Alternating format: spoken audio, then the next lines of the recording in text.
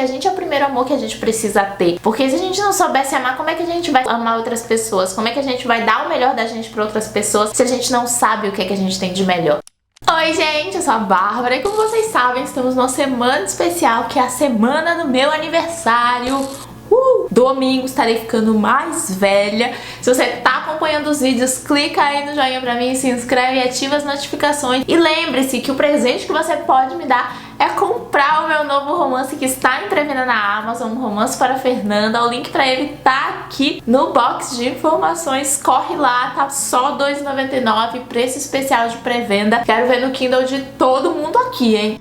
E no vídeo de hoje eu vim compartilhar com vocês 5 livros, assim, que são muito incríveis. São livros basicamente da minha vida. Mas deixa eu explicar um pouquinho sobre a história da escolha desses livros aqui. Eu separei livros que sempre me vêm na cabeça quando eu penso em determinadas coisas da minha vida, sabe? São livros, assim, que de alguma forma me deram alguma coisa de bacana que eu levei de fato pra vida, enfim, que modificou alguma coisa em mim. Então, por isso que eu escolhi esses 5 pra compartilhar com vocês, mas tem muitos outros livros que também são livros da minha vida, mas esses daqui são livros assim que eu sinto muito em várias coisas que eu faço no dia a dia, sabe?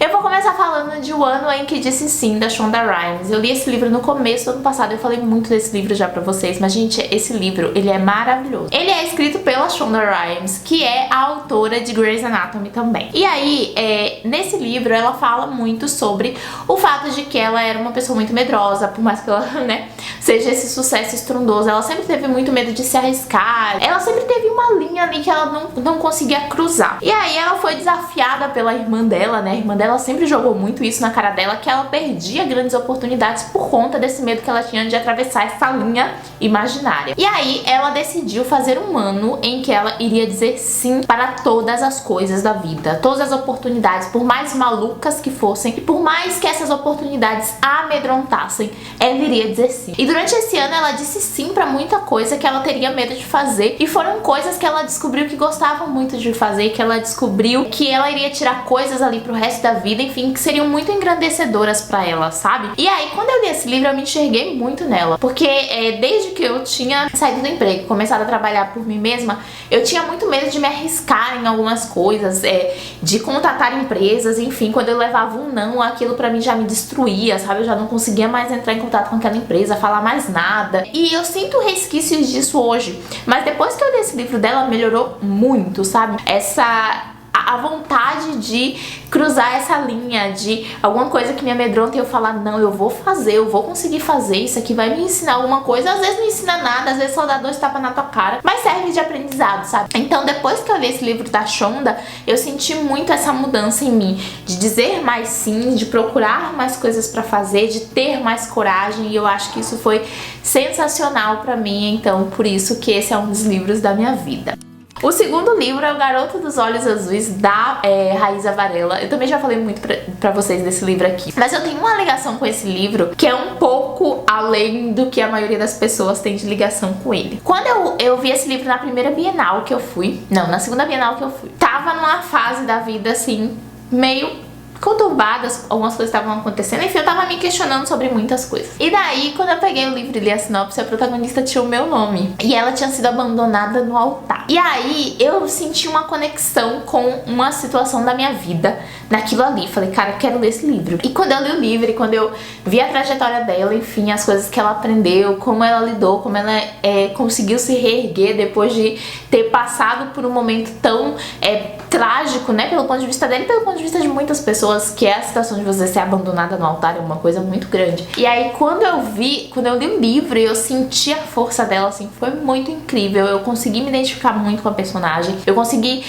absorver muito da história, dos aprendizados que a história trazia ali pra mim, e eu acho que isso foi sensacional. Então, sempre que eu penso num livro, assim, de reviravolta, de um momento de reviravolta da minha vida, eu penso em O Garoto dos Olhos Azuis, porque ele foi, assim, muito, muito, muito importante nessa mudança que eu tive, sabe? Num momento, assim, muito crucial da minha vida. O terceiro livro que eu acho que é muito importante pra minha vida é O Segredo. E, gente, esse livro, eu acho que ele é um livro que te desperta muito. E não importa, assim, tua religião, não importa as coisas que você acredita.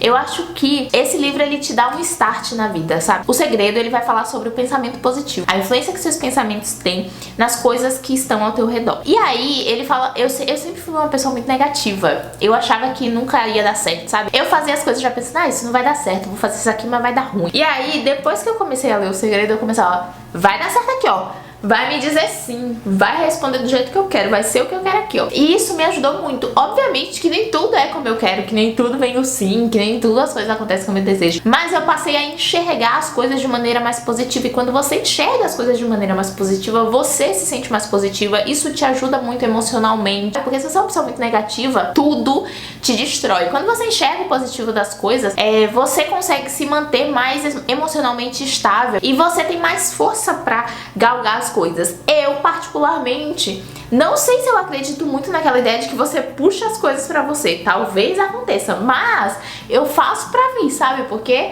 eu acho que é melhor a gente pensar no positivo e pensar nas coisas que a gente quer do que pensar no negativo das coisas e, enfim, afastar as coisas que a gente quer da gente. Então, eu acho que fica no subconsciente da gente de alguma maneira. E eu acho que esse livro me ajudou muito nisso, porque por mais que eu fosse uma pessoa que acreditava em Deus, que orava, que pedia, eu não tinha esse pensamento positivo. E quando eu passei a ter esse pensamento positivo, eu senti que muita coisa na minha vida mudou, sabe? Que eu comecei a enxergar as coisas de outra forma e isso me ajudou muito. Então, por isso O Segredo está entre os meus livros da vida.